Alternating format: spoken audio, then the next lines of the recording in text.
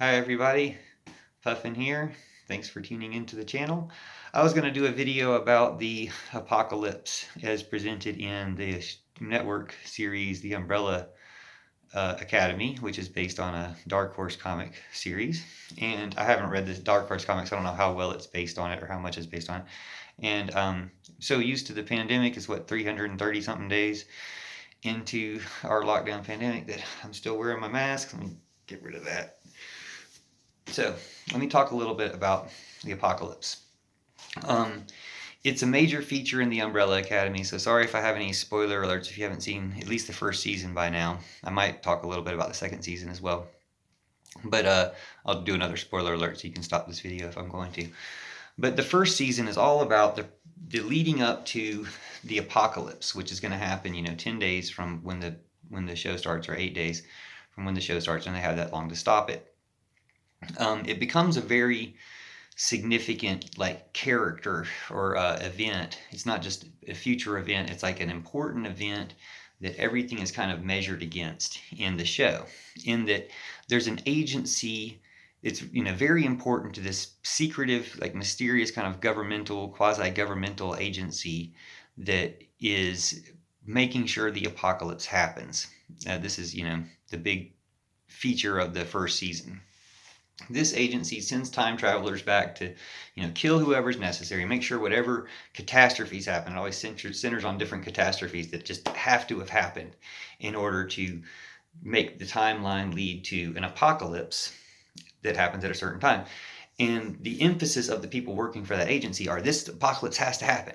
Like, you can't try to, if you found out about the apocalypse or you lived through it, because one person, number five, a superhero in the show, time travels past the apocalypse, so he's the only person in the world.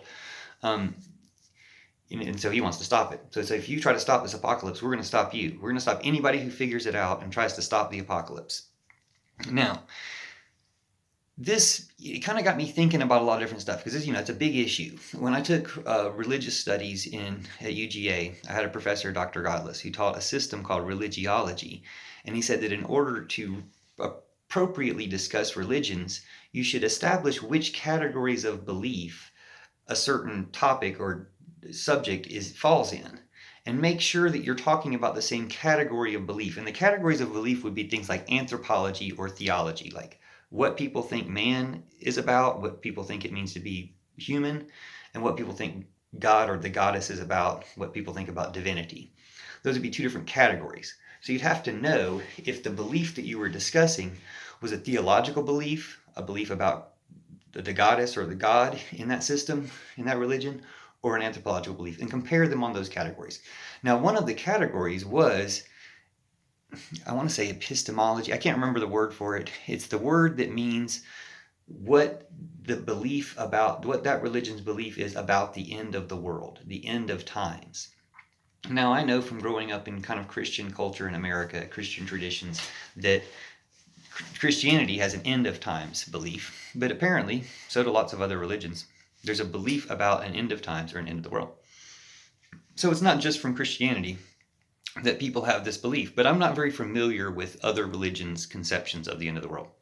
And I don't think that the Umbrella Academy storyline or the cultural influence for the Umbrella Academy, the people who wrote it, or the people making the network series, was different than kind of the heaven Christian conception of the end of the world. Now, that conception includes some type of rapture, which, if you consider that this agency has some control over time travel, and it probably exists in a certain time, it seems like the 50s, this agency that's insisting on making sure the apocalypse happens seems kind of analogous to the heaven idea that has a plan for the end of the world. So as I mentioned in my other video about the powers, or maybe even a video about the Bible that I was doing earlier, the idea that an agency or an organization is ensuring that the end of the world takes place at a certain time is kind of a twisted anthropomorphization of the idea of God doing that through all of his angels, making sure that the world is measured out at a certain time, and at a certain time it ends. So it's kind of like a grotesque portrayal of that with these creepy, you know, uh, managers being the people who show up to say, we're going to make sure that the world ends. Oh, you really shouldn't try to stop it. So the thing is, it's got me thinking about how the end of the world is presented and understood and how it figures into American Christian belief. And I say American Christian belief because I hope that Christians around the world don't think the way Americans do. But unfortunately, I think we have had American Christianity has had a huge influence and continues to have a huge influence on what people think Christianity is, even if they're completely and utterly wrong, like 180% backwards. Now keep that in mind. Christianity could be 180% backwards, okay? The way we understand it could be 180% backwards to what it's supposed to be. So just keep that in mind. Keep an open mind about what things be going on. On the one hand, I really appreciate the Umbrella Academy presenting the idea of the apocalypse, having it be a theme and a discussion, or something that people are interacting with, trying to change. Can it be changed? All of that being a major part of the story, I really appreciate. It's really cool. It makes you think big, makes you think big things, deep thoughts type of thing. And it seems like, in a way, whether they mean it or not, it seems like a criticism of this American idea of the apocalypse and heaven. And that's why I really wanted to make this video, to address that and hopefully see if other people see the same thing, or encourage other people to look at it this way, a critical idea of even believing in the apocalypse, especially the way American Christianity suggests. And I think about, how does the apocalypse fit into American Christian belief? And again, it's the type of American Christian belief that I want to be critical of that I'm bringing up now, because there are so many alternatives and variants of American Christian belief. There are some that do not rely on the apocalypse as a very important focus of their belief. Or they might even see it completely different. They might see the apocalypse as some type of transformation instead of end of the world, whatever. Like I said, there's all sorts of variety of belief. Some people probably don't even think about it that much. But some people, a particular like evangelical type, which also happens to be the type that doesn't want to save the environment, doesn't want to respect human rights, wants to, keep a fascist dictator in office as long as possible beyond the will of the people. All that stuff. Those people seem to believe in an end of the world that, erases everything. So we're not responsible for anything. And that's a terrible belief, in my opinion. And I think if you think about it that way, I would imagine you would agree with me. I hope you would agree with me that if it's all about, hey, this is a disposable world, so it doesn't matter what we do to it, and God was going to destroy it anyway. And if we nuke ourselves or blow the entire thing up, and there's no human life ever again, that was actually God's plan. Well, I mean, with all due respect, which is none, forget that God. We don't need a God who has a plan to destroy all of humanity. But, I'm not going to make this personal between me and that conception of God. I just want to talk about the way the story is presented. That the idea of having this agency and these workers, this hierarchy, making sure that the end of the world happens. It reminds me of something I read when I was just looking up some stuff to talk about a Bible verse for a previous video. Some stuff about how we don't have, a preacher saying we don't have the awe that more hierarchical societies used to have that help people think about God. And again, that God that needs to be thought of that way, I don't want that. I don't miss that. I'm glad we have a more equal society. Now, obviously not equal enough. The thing about the apocalypse is not just that it erases and makes you not responsible for anything. But it figures into a belief that if the world doesn't end, not only are we responsible for what we do, or, we should probably try to take care of it. Or it's not just that the world doesn't end, that there's an option. Because the one belief is it's going to end. It has to end sometimes. And that's what was kind of disturbing to me, to think that maybe all religions believe that. Maybe it's not considered an end of the world, but an end of time, and maybe an end of time as we know it, and a continuation of the world past this world as constructed around time, the way we understand it, into a more infinite and broad world. That is, again, the end of the world as we know it, the beginning of a new and better world. So not something to be afraid of or bad. So what religions say about the end of the world, we might think that whole topic would be doom and gloom in American Christian culture, Christian influenced culture. And it might just not be the case. And again, there's what seems to be more minority or countercultural stream of Christianity that might see the end of the world as a good thing, the beginning of a new good world.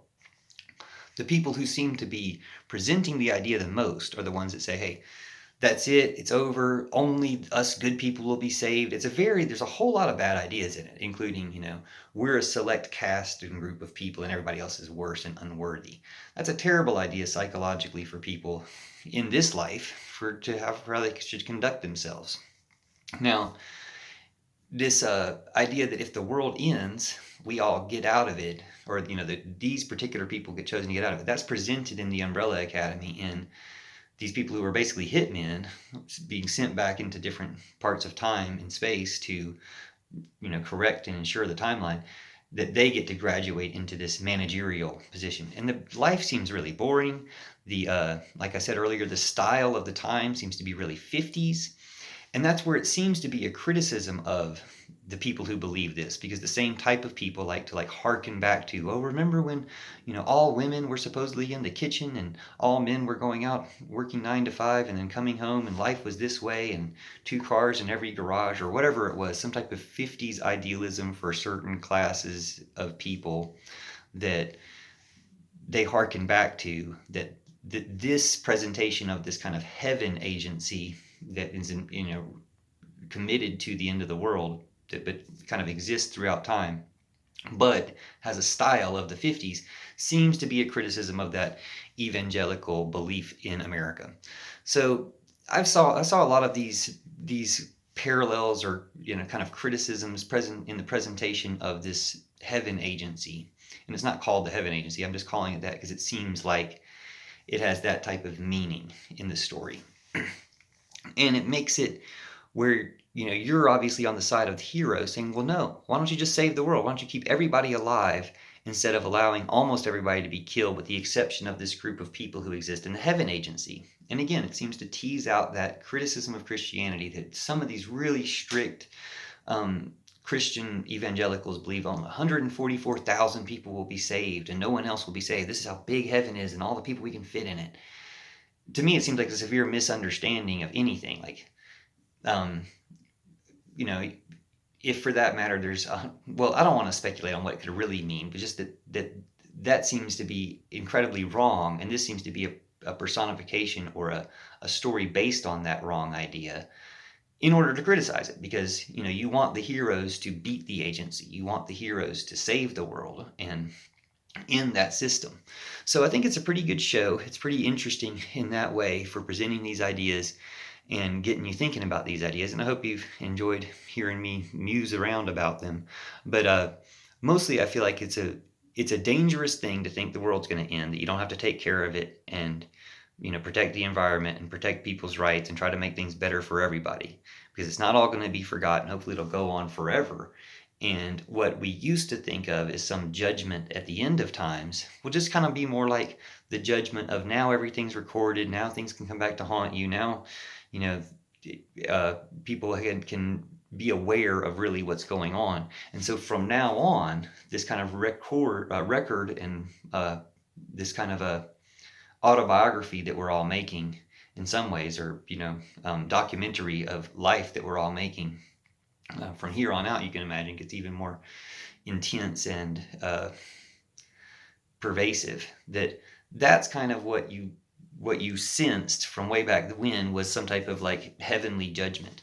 But it's not some judgment time. It's just the fact that this is a time when things can be discerned, when things are more out in the open or recorded, things like this.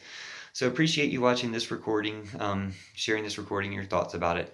I will say more. I thought I wanted to say something about each of their specific powers. I didn't have enough time on my last video about the powers and how the powers also represent these kind of Christian religious ideas. So I might go make another video about individual powers. But I think I've covered mostly what I wanted to say about the apocalypse.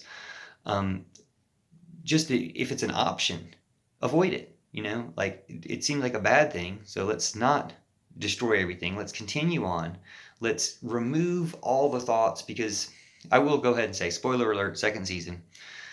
In the second season, there is, and I've only seen a few episodes of the second season, but in the second season, they've gone back in time, and the Holocaust is a nuclear Holocaust that the the final Holocaust, the original Holocaust or apocalypse, the original apocalypse is actually something to do with just power, like kind of like spiritual power, but like this magical power, the powers that the superheroes have that makes them powerful. The reset earlier apocalypse, the nuclear holocaust, is caused by nuclear war. And so it reminds you that, like, hey, maybe, the idea is this is a possible timeline, that instead of not having nuclear war in the 60s, we had a nuclear war and everything was destroyed in the 60s. So it's kind of like, hey, you superheroes tried to prevent this apocalypse from happening in 2020, 2021. Well, when you mess with the timeline, now it's going to happen in the 60s. And it almost seems like, the idea behind the show, and again, I've seen a few episodes of the first, I've seen all the first season and a few episodes of the second season. The idea behind the show may be that, hey, having discovered or knowing that the apocalypse is going to come, or maybe they avoided an apocalypse in the 50s and the 40s with, nuclear holocaust in the 40s, and then could see potential holocausts that they, potential apocalypses that they pushed back, and they pushed it back as far as they could get it.